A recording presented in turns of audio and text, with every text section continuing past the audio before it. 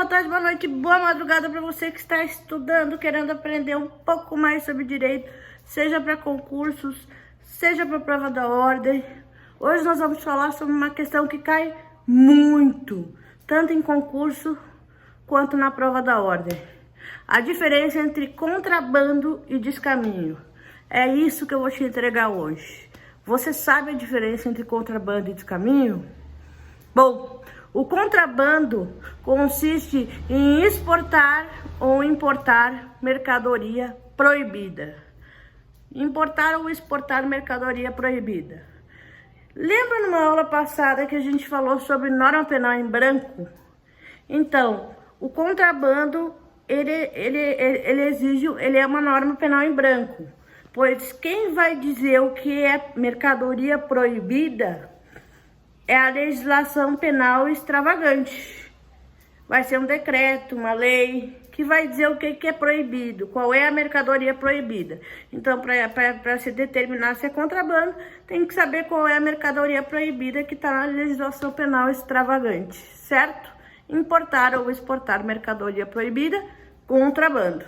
E o descaminho? Bom, o descaminho consiste em iludir no todo ou em parte o pagamento do imposto devido. Então, lá durante a importação da mercadoria, tu ilude no todo ou em parte o pagamento do imposto devido. Bom, uma outra pergunta que já caiu em concurso, tá? O princípio da insignificância. O princípio da insignificância não está na lei, ele está entre os princípios do direito.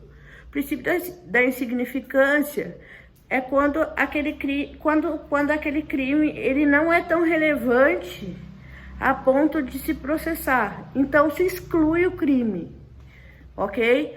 E a pergunta que se faz também muito, se aplica o princípio da insignificância no contrabando e no descaminho? Bom, no contrabando não tem possibilidade de se aplicar o princípio da insignificância. No descaminho, sim, existe a possibilidade de se aplicar o princípio da insignificância. Só que existem dois posicionamentos. O primeiro é do STJ, que colocou que se o valor for de até R$10.000, pode-se aplicar o princípio da insignificância, e então exclui-se o crime. Aí veio o STF e disse, mas não, se o valor for de até R$20.000, então aí pode-se aplicar o princípio da insignificância e se exclui o crime. Agora, e se cai na prova? O que tu responde? Já caiu, as bancas já cobraram, até inclusive em questões dissertativas. Se cair na prova, qual é a resposta? O posicionamento do STJ ou o posicionamento do STF?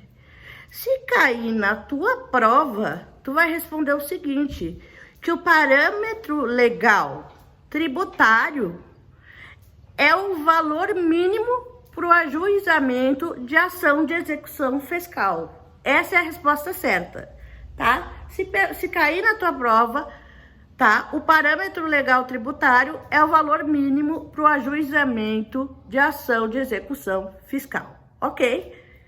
E para terminar, né, vamos falar sobre a reincidência. Apesar de caber, tá? Apesar de caber a aplicação do princípio da insignificância no descaminho, a reincidência, a pessoa que vai lá e pratica esse ato, tá? De iludir no todo ou em parte o pagamento de imposto, do imposto devido, várias e várias vezes ela de forma recorrente faz isso, não cai para ela o princípio da insignificância, tá certo? Então, essa foi a dica hoje, dica muito preciosa, que pode te salvar. Vocês sabem o quanto um ponto numa prova de concurso, um ponto na prova da ordem, pode fazer a diferença entre ser aprovado ou não. Boa sorte nos estudos. Continue assistindo os meus vídeos. Um grande abraço.